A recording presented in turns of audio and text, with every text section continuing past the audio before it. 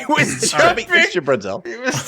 Jim Brunzell. Remember when you were killing Jim bees, Brunzell's still partner? sitting in like his bees costume. So I Yo, don't you care. like 75 now. Brazil, partner. I love bees. They sting you and shit. It's great. You used to funny. switch your mask out and confuse Yep. people. This is all going in the front of the podcast. Guaranteed. You get emotional, you sting them too. It's like I switch my emotions out to guard myself from people, and you So guys I'm like would a switch bee. your mask. Yo, you a real bee? I'm more like a bumblebee though. He's a beer dog? He really doesn't know.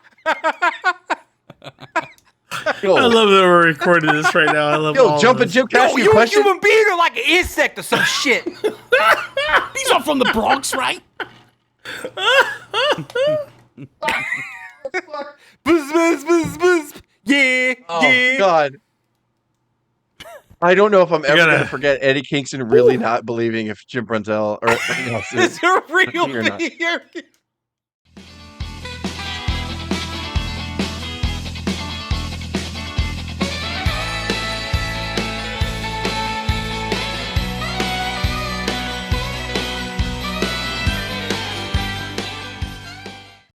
What's up, guys? Our Wrestling Podcast back at you with another episode. This is Dave Vicious along with Just the Total Package, Craig the British Bulldog, and Uncle Cuz, bringing you our perspective on the world of professional wrestling. No inside sources, no ties to the industry, just bringing stories from the diehards, sharing opinions with you. Today's topic, prime time wrestling.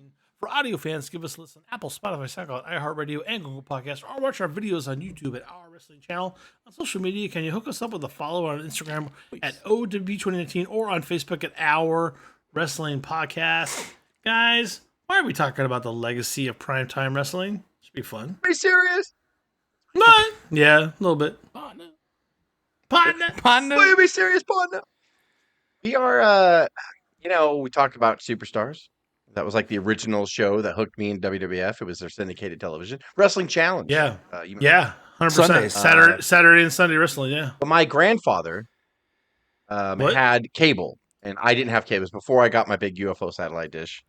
And my We're so parents got old, it. we're I talking about didn't not have it. having cable, and people are streaming now. It's so wild, right? Oh yeah, it's like all easily available now. But he had Right. USA back then. I didn't even know what cable was like back then at that age. I just knew we watched WWF every Saturday morning on Channel 11. Out here in Southern California, it was Fox 11. I don't know. It was different stations everywhere around the country. Or I'd watch Wrestling Challenge on Sundays. So that's all I knew. And then my grandpa's like, "Oh, I recorded some wrestling for you." One of them was a Clash of the Champions. And that when I first kind of saw WCW, and I'm like, "Holy shit! Like, there's another wrestling promotion. Are you kidding me right now?" Can I just pause there for a moment? There's four of us on this podcast, and I don't think anybody's uncle, dad, grandma, anything other than just said, "Hey, I found some wrestling, and I recorded it for you. Yes. That's Well, yeah, love, so, man. Well, no, That's my grandpa, love, bro. my grandpa Can I just loved to say? record shit in general. And when my mom told him, "Oh, he watches wrestling now" or whatever, like he was like, so he must have just been one of the cable channels. Oh, there's wrestling on this day. It happened to be on a popular night that we know That's of now, awesome. on Monday night, which we know now as Monday Night Raw night. But this was not Monday Night Raw. This was primetime wrestling. So my grandpa gave it to me, and I watched the Clash of the Champions. I want to say, when did I first? I think it was 1990 because I remember the Clash of the Champions was Ric Flair defending the title against Junkyard Dog, and it was the Clash of Wow. the Champions before Sting beat Flair. So I knew that was around that time. And he gave me another tape, and he was like, "Oh, here's another one. I think this is the WWF." And I said, "Okay, what? WWF on cable? What?" And then it was primetime Yeah. wrestling, and it was house show matches. And I love house show matches. I love bullshit matches. And they had such fucking gems on there. I mean, they had the big Yeah. stars, and they talked about the big stars. But I would watch. It would be like Kato from Kato and Tanaka, against Orient Express, yeah. it would be just him by himself, not the Yeah, Orient Express, just Kato. against fucking Jim Powers, and I'd be fucking mesmerized That's because dope. you always saw the prelims lose. They're I'm not saying they're working the talent. See More what they can do. competitive than superstars, but not quite Yes. pay-per matches. Yeah, or it'd be Iron Mike Sharp against somebody, and they would have like a 15-minute match, and I loved it, and I just got to see Like you got to see house show shit, and you got to see stuff that you didn't normally see on their syndicated program. It was to me, it was Raw, which is fucking hilarious. That what it became. It But was, if you're it was like, raw. Jess. It was Raw before Raw. Yeah. When we were Yeah. at WrestleMania, we had a morning where we were really hungover and we put on primetime wrestling. Yeah. I like thank Easter. God. Thank God you won't- Easter's my favorite. You get a dozen eggs and you're done. I thought Thanksgiving was your favorite. Let's go to Special Delivery Jones and Iron Mike Sharp in the Boston Garden. I Let's don't go to mind the ring. Halloween either. This match is one fall with a 20-minute time limit. First from Hamilton, Ontario, Canada, weighing 279 pounds, Iron Mike Sharp.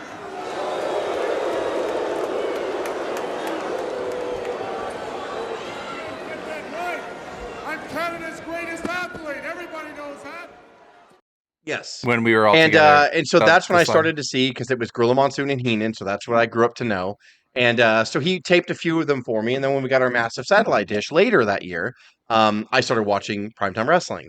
And I still watch Superstars because that's where they led their storylines and all that stuff when Superstars and Wrestling Challenge. Sure. But I thought primetime was amazing. And Dave's going to read on awesome. here. That's Yeah, why I let's chose go. this because I was like, why don't we talk about shows that kind of touched us? You know, I could do Superstars, I could do Wrestling Challenge, but people don't remember that before Raw, it was primetime wrestling. That was the Monday night USA time slot that Raw still is in to this day. I still have to point out the fact that someone in Justice's family heard that he liked wrestling and went out of their way to record several That's my sessions grandpa. of primetime. My grandpa Yeah. and cousin's grandpa was I mean, an amazing person. All I'm saying is Aw. that's pretty dope, and I'm gonna remember. I'm gonna burn that into my memory because that's a cool story. But WWF Primetime Wrestling is a professional wrestling television program that was produced by the World Wrestling Federation. It aired on the USA Network from January 1st of 85 all the way to January 4th of 1993. A precursor to Monday Night Raw, Primetime Wrestling Shit. was a 2 I didn't know it went that long. Right, Sorry. it's a long time. Weekly program that features stars of the World Wrestling Federation. The program featured wrestling matches, most of which were compelled from WWF house show matches. Like I said, they're testing people out, seeing what they can do. Premiering on January 1st of 85, the original hosts of Primetime were Jesse Ventura and Jack Reynolds. I don't We even all remember know Jack what happened Reynolds. I don't remember that dude at all. I don't either. Happy New Year and welcome to Primetime Wrestling, right here on the USA Cable Network. This is your host, Jack Reynolds, and I welcome you to the superstars of the world of professional wrestling, the best from the World Wrestling Federation. With me is my co-host, the one and only Jesse the Body Ventura. Pleasure to be here, Jack. The pleasure's yours and all the people out there on the USA Network. And for those of you that are wondering, TNT will now be seen on Fridays. That's correct. Well, Have you he ever did seen a last moment of the show with he him? did last until July 9th of same year, and then Gorilla Monsoon. Will you stop? be Replaced serious? him Jack Reynolds, get out of here. as Ventura goes host. Jack Jack Reynolds. Reynolds, would you be serious? I Yeah. just hit him in the gluteus maximus. Yeah, so he goes to the week after the July 9th, 1985 episode. Bobby Heenan made his first appearance on Monsoon's co-host April 28th of 86 and officially replaced Ventura on the June 30th set of same year for the actual recording that went to television. The best remembered primetime format featured Heenan and Monsoon Got that right. introducing straight up tape matches and analyzing them afterwards. So they would literally talk about these matches as they're watching a recording. That's what they would do. They weren't. I mean, to my understanding, they weren't actually at the live events most of the time for the house. No, they were not at all. No, actually. they had would like a some- window of the TV screen that opened when the match started. And it would zoom in on there. So Like they were in a wild. studio and the But screen was but they're opened watching up. them in Stanford, right? I mean, essentially. Yeah, And but they I'm wouldn't pretty sure that, commentate yeah. over it. Yeah, exactly right. And Monsoon would obviously take the babyface approach, sometimes neutral position. Heenan went on shamelessly cheering on the heels, especially members of his own Heenan family, which was always fun. The chemistry between Monsoon and Heenan made the show popular with fans. The for many banana years. phone. Yeah, the banana phone. Jesus Christ. Yeah. Despite the fact that it was not considered one of their primary shows for WWF for most of the history,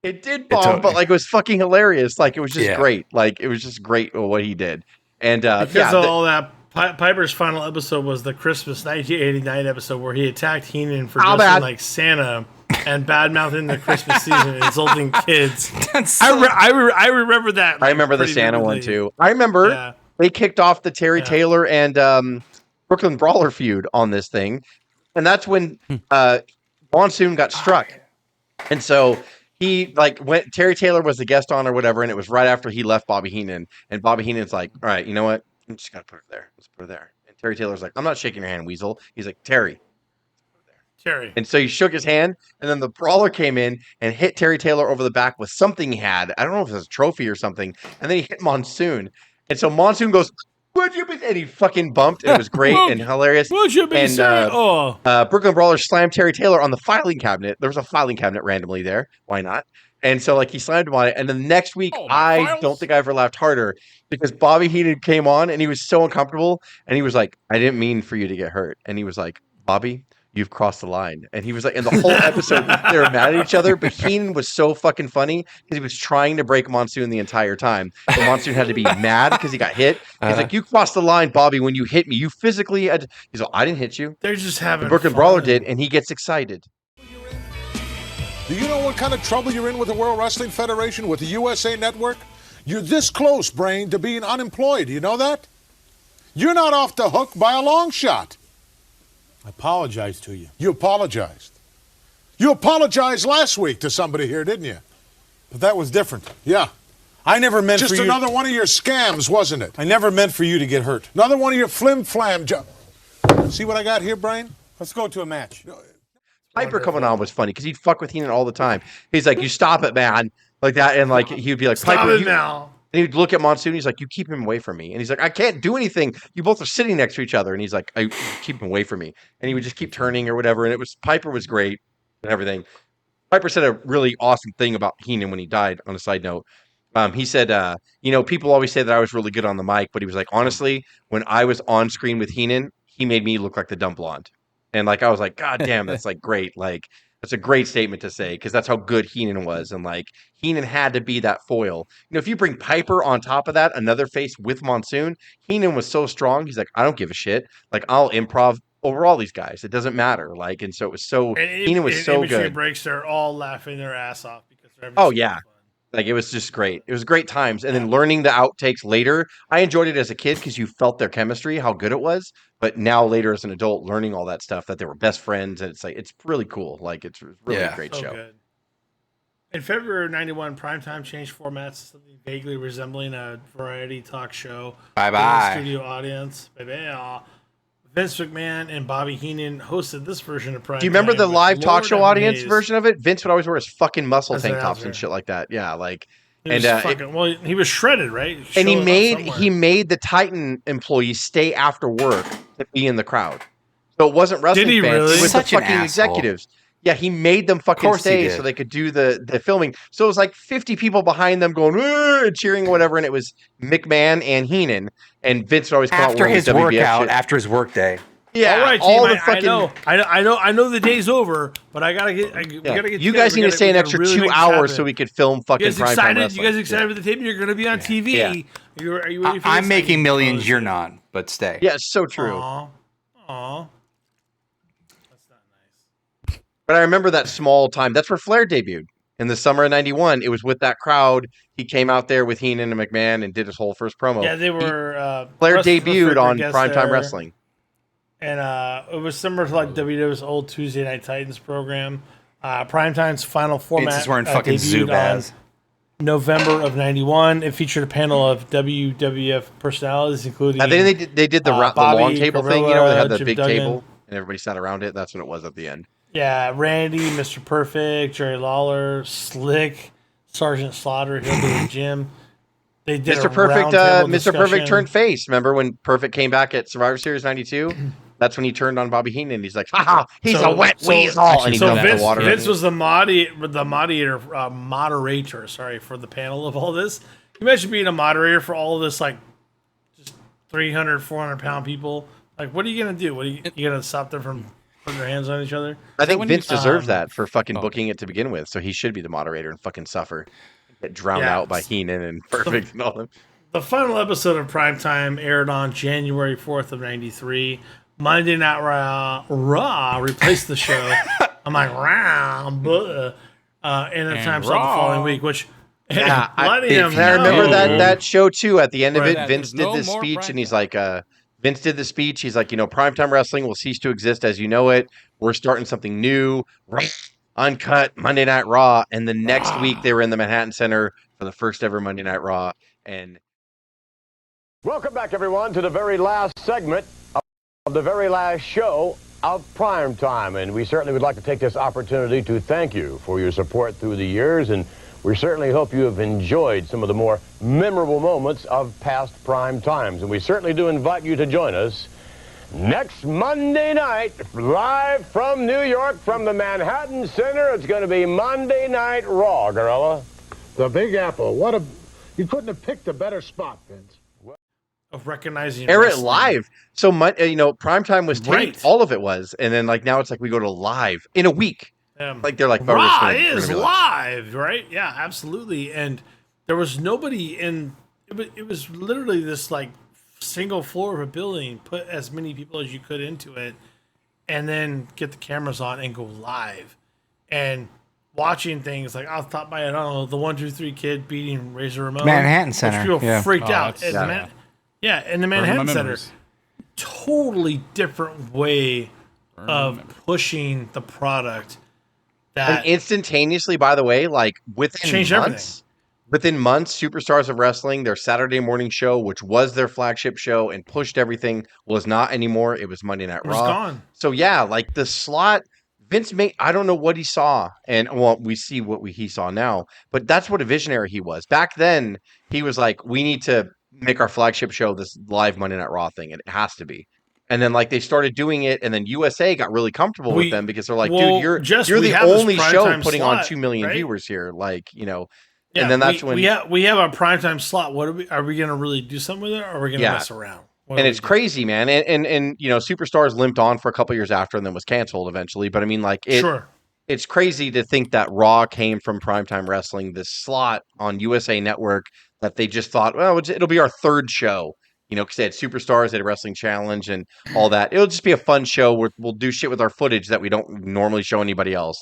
Hercules will fight Haku for 30 minutes on fucking Primetime, And it's like they weren't going to show that anywhere else, but it's like that's what they did. And then after Vince is just like, fuck this shit. We're going to do a live program and it's going to be our number one show. It's like, excuse me? And it just happened like that. It's so weird. Primetime was like the toes in the water of changing the wrestling persona forever, where we watched wrestling, unless it was a pay-per-view, it was a superstar versus a prelim. Primetime started to break that barrier. And then when it's a Raw, you're like, oh, we're going to see superstar versus superstar in primetime. And all the time, and it changed wrestling forever. Yeah. Forever. Like if you go to Raw today, you go to SmackDown, I don't see a Jim Powers personified person wrestling. I don't know. I beat Brian Luther. Blair. Right. It's not happening. It's not happening anymore. So it completely changed the landscape. 100%. Jumping Jim. Jumping Jim. Brunzel. Either of the bees. Pod No, just one. Just one button. I would get excited. I wanted to do this and our companion to this that'll be released a different week. I did WCW Saturday Night too, because they were two shows that I remember watching vividly in the early 90s and stuff. And it just I remember the smell in the air and everything, you know what I mean? Everything I was younger and I just will never forget those shows that hooked me. Now, a lot of kids can say Monday Night Raw because Monday Night Raw has been on for 85 years. Monday Night Raw has been on the air, and it's just it's so people only remember that. So I'm kind of proud that I'm listen, man, that came from the syndicated television era, fuckers. The only live stuff we got was the pay-per-views, and then they treated us to the live main events. You got Clash of Champions 4 times and we got a Clash year. of Champions. Yeah, and we got Clash of Champions unless you bought a pay-per-view. So it's this is this stuff was, man, my childhood. This Primetime Wrestling, and you I'll never forget. I'll never forget Monsoon and Gorilla. Like they were just the best. Fantastic. Like, They were the best. Not even a question. For audio fans, give us a listen on Apple, Spotify, SoundCloud, iHeartRadio, and Google Podcasts, or watch our videos on YouTube at Our Wrestling Channel. On social media, can you give us a follow on Instagram at O.W.P 2019 or on Facebook at Our Wrestling Podcast. For the O.W.P, this is Cuz, the uncle, just, whatever you are. Craig. be serious. I just keep thinking Uncle Cuz and Dave. Signing off, man. Have a good one. Will you stop? Stop.